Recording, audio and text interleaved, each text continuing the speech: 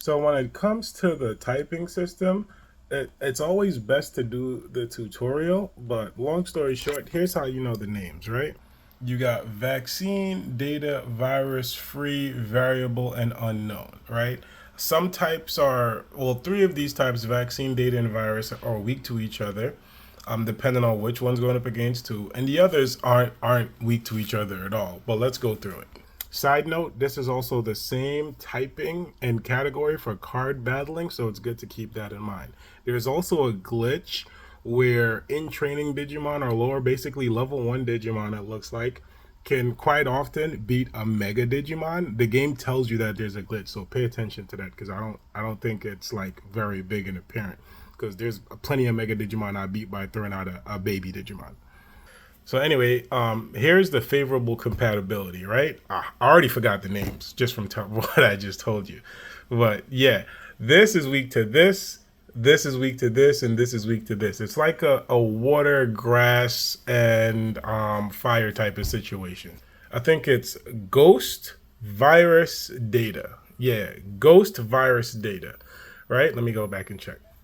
Nope. Yeah. Ghost is vaccine. Star is virus. Box is data.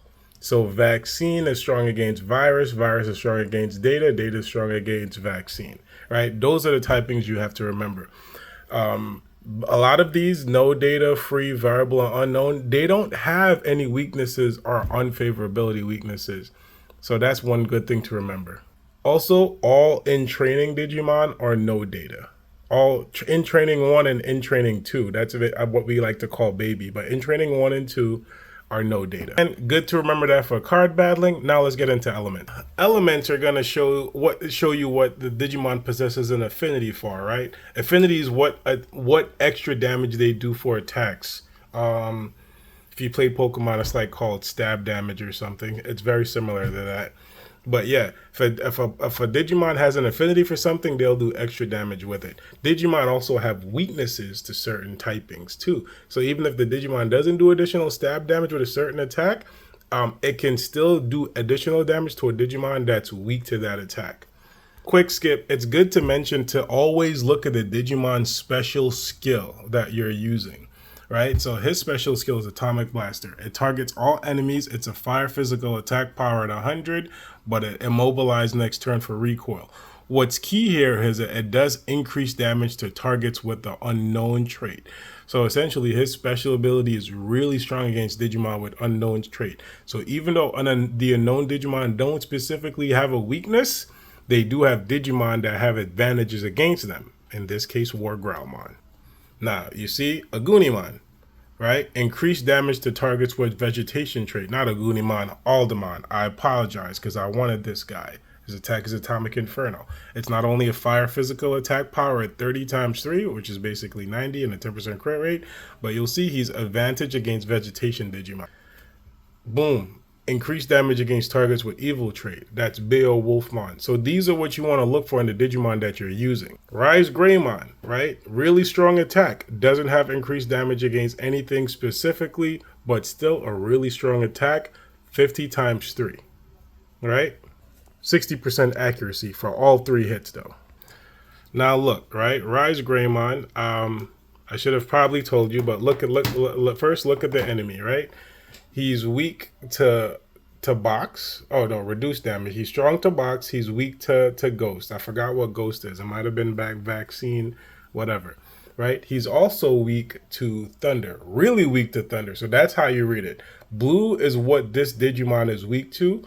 Red triangles are what they're strong to. So he's really weak to thunder and he's weak to ghost or vaccine, whatever I like to call it. Call it whatever makes it easier for you, because the names are going to be hard to remember until you get used to it. And even for me as a Digimon fan who's played almost every Digimon game, like, still gives me trouble sometimes to remembering the names, but I just remember the looks. So now Rise Greymon is essentially the typing he's weak to, right? So if I were to use Trident Revolver, it's 200%. And you even see it here, 200%.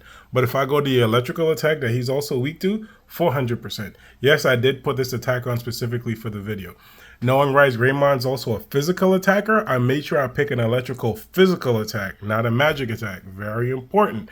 Physical attacks do more damage being utilized by him than anything else.